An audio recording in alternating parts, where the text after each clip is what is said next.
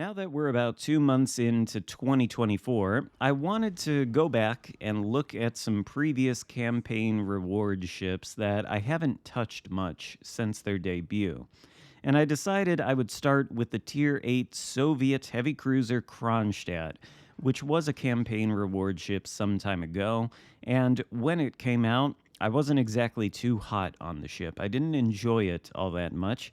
I think I stopped short of calling it a bad ship, but I said it was one I didn't like. And I'll reiterate the reasons for that here in this video. But a little bit of background on the Kronstadt before we get into things. It basically, more or less, is a down-tiered version of the Stalingrad, although that's a bit too simplistic. We could call this alternatively the poor man's version of the Stalingrad, or maybe the rich man's version. The Stalingrad, after all, is technically a freemium that you can obtain by exchanging 2 million global XP for it in the store. Global XP, of course, is a free resource you get just by playing the game. 2 million is a lot of it to get, and it's going to cost you an awful lot of time to grind out all that global XP to get the Stalingrad, but you don't actually have to spend any real money on it. Kronstadt, on the other hand, was a campaign reward ship, so you had to spend at least 2,500 doubloons to get the Admiralty backing, and then grind out the campaign to obtain this ship. So maybe since it actually costs real money, it's the rich man's version of Stalingrad. In any case, that comparison's probably too simplistic. The similarities between the Kronstadt and Stalingrad sort of begin and end with the gun size and characteristics about the AP. Both Stalingrad and Kronstadt have 305mm guns, 9 of them in total, set in 3 triple turrets, 2 on the front, 1 on the back. These guns share similar alpha characteristics in their AP and HE. They might actually, in fact, be the same. I'm not 100% sure. The guns on the Kronstadt likewise enjoy improved penetration angles, so do the Stalingrads. They hit very hard when they land, as you saw there with that Citadel against the Tulsa. But the main issue I had with the Kronstadt, and still do have to some degree, is that these guns are just not accurate. Stalingrad, on the other hand, I think has arguably some of, if not the best guns in the entire game. That might be a little bit of a hot take, because I've heard from certain people that they don't like Stalingrad's guns, which is an opinion I cannot even begin to understand. In any case, the guns here are not accurate. I mean, you can see that dispersion against the Marlborough out there. It looks awful. It does result, though, in 4 shells hitting, 3 for overpens, 1 regular pen, and a Citadel. So we do a lot of damage. Now, Marlborough is not exactly the most heavily armored battleship known to man, so it's not much of a surprise that we're able to pen him so well, even at relatively long range of 15 kilometers. These guns, when they do hit, when dispersion cooperates, have excellent penetration characteristics. They do a ton of damage, and they've got those improved pen angles.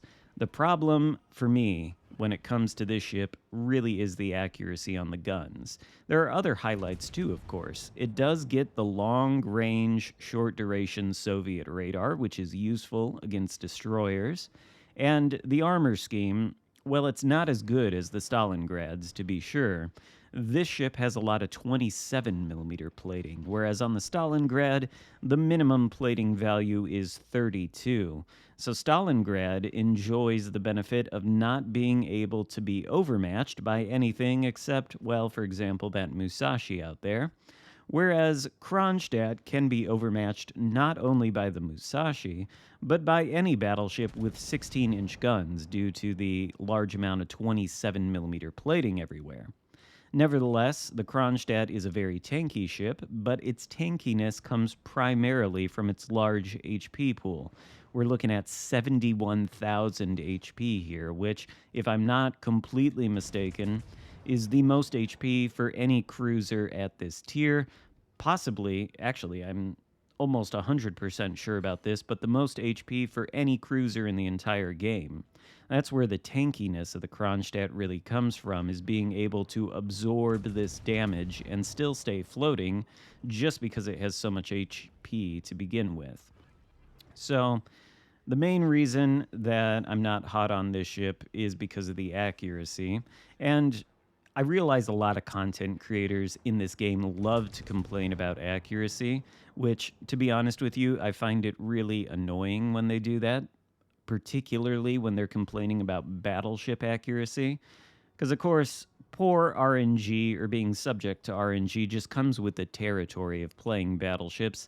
They boast the biggest guns in the game, they benefit from mechanics like overmatch, and if they were pinpoint accurate, like some cruisers are, for example, it might be very, very difficult to play against them, so I can understand the justification for giving battleships inconsistent accuracy in order to balance out the power of their main guns. Now, you may disagree with that. You may not think it's a perfect balance setup. That's fine. That's not the point here. The point is, battleship guns have things like overmatch. These guns are smaller. They don't have things like overmatch, and we don't have the benefits of a battleship hull. We have a very tanky cruiser hull, but it is just a cruiser hull. So when we have poor accuracy on heavy cruisers like this, which, by the way, have longer reloads than cruisers with smaller guns, it feels a lot worse when you've got smaller 305mm guns. You're shooting them at a broadside. RNG decides it doesn't want to cooperate and sends your shells into the water, bracketing the ship, and maybe you end up with like 1,000 damage from an over penetration or something like that. When that happens with a battleship salvo, I can kind of get over it and move on to the next salvo, because I know if these guns hit, battleship guns that is, if they hit something like the Tulsa, for example, with its 27mm armor plating everywhere, and I'm using 16-inch guns, well, one of those shells is going to overmatch that Tulsa practically everywhere and do a fair amount of damage.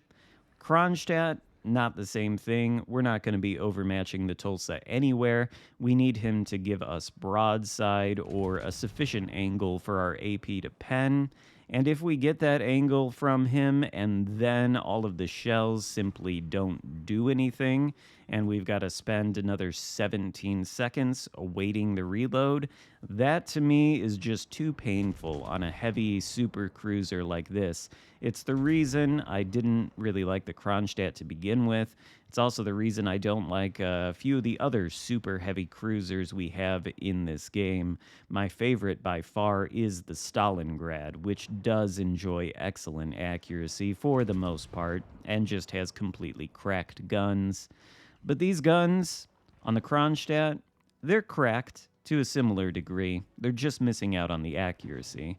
So if you can accept that, and you can recognize that this ship has a lot of HP and therefore a lot of ability to potentially tank things, you might have a more enjoyable experience. That was the mindset that I tried to adopt when I entered this match and was playing the the Kronstadt a few times just to see if I liked it more.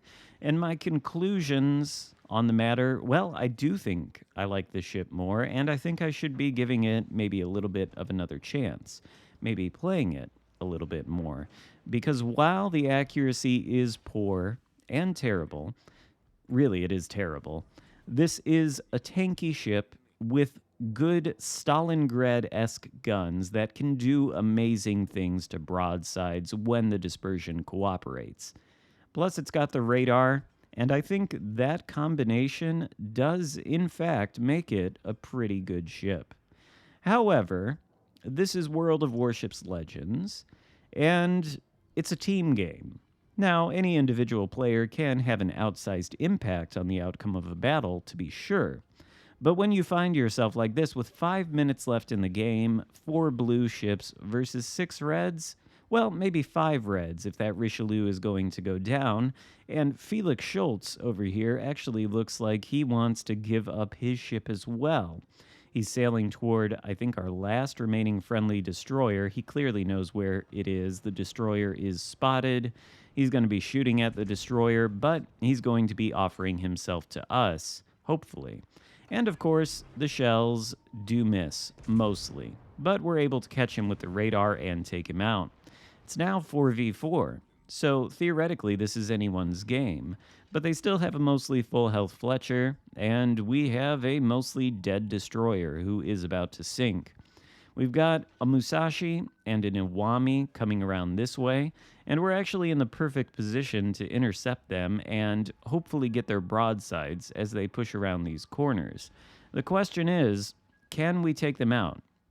We're going to have to take out both the Musashi and the Iwami in order to have any chance of dealing with the Fletcher. The Iowa is basically on no HP, so at the time I was playing this, I was assuming the last remaining battleship on my team, who is fairly healthy, you can see him over there sort of north of the Charlie Cap pushing in, I assumed he would be able to remove the remaining hit points from that Iowa. There you can see the comparison. Iowa's got like 1 bar of health. This guy's got about 2/3 of his health, and he's a Duncan, so he has great HE, which means he should have no problem taking down the Iowa, and the Iowa appears to be fairly broadside to him on the map. So I was figuring the Iowa was dead. Can we take out the Musashi? Not quite. He does come around the corner flat broadside, perhaps underestimating the power of Kronstadt's guns. Of course, the Fletcher comes out from behind us, too, which is not ideal.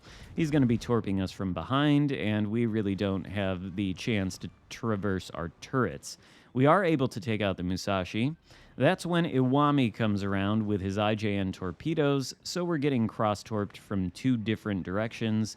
We do attempt to dodge. We still survive for a moment, long enough to get a salvo into the Iwami's broadside. Doesn't do much, but ultimately the torpedoes end up taking us down. Our Duncan did manage to take down the Iowa, which is great, but now he's alone against a fairly healthy Iwami and a fairly healthy Fletcher. And if that Fletcher... Oh, wait, no. The Duncan hasn't taken out the Iowa. He's just now taken out the Iowa. My mistake. I thought for a second he let that ship live for way, way, way too long, and I was like, oh no, maybe I misremembered this. But no. Iowa just goes down. Fletcher, if he plays smart, does not have to be spotted for the rest of this match. The enemy team is ahead on points. The Fletcher is going to secure Bravo. The only possible way this Duncan could win is by sinking both the Iwami and the Fletcher. And unfortunately, that is not going to happen in this game. We are going to lose. But it's not something I'm going to complain about, because this was, like the video I posted on Monday, and I want to remind you of this every time it happens, and I post a video like this. This was a close game that could have gone either way up until the final few minutes. My position there in the center cap, waiting to intercept the Musashi and the Iwami as they came around the corner, might have been a good position, if not for the Fletcher, and we might have been able to take out not only that Musashi, but that Iwami as well, if not for the Fletcher, who I think made a pretty good play there. And really, it was that play by the Fletcher coming up behind me, torpedoing me, causing me to panic a little bit and not concentrate fully on taking out both of the battleships, and then the Iwami torpedoes as well. The 2 of them coming around the island at the same time and attacking me from 2 different directions. Excellent play on their part. I think it's what won them the game, because I am fairly convinced I could have taken both of them out had the circumstances been a little bit different, and secured the win for my team. But no, they made a great play. They secured the win for their team at the very end, and the battle wasn't decided 5 minutes in.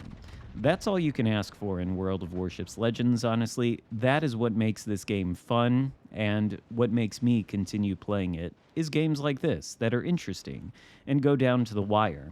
And by the way, the Duncan does manage to take out the Fletcher, which is something that surprised me. In fact, the Duncan probably could have won this entire match right now if he had just aimed that torpedo a little bit more carefully. I think he put it right on the line, and the Iwami beached himself. So of course the torpedo ran into the island. If he had lined it up a little bit more carefully, maybe that Iwami is dead, and the Duncan is a hero who carried this very close game. Unfortunately, that's not what happened, but I'm not going to complain about it because it was a close, competitive, and interesting game, and I enjoy those. And I think I enjoy the Kronstadt a little bit more than I used to. So, those are my thoughts on the ship right now. There's a couple other ships I want to get to that have been previous campaign rewards that I think I've been too quick to dismiss and never play again. So, look forward to that as we move forward into 2024. If you've got any suggestions for ships, leave them in the comments section. Consider subscribing if you haven't already, and I'll see you next time. Goodbye.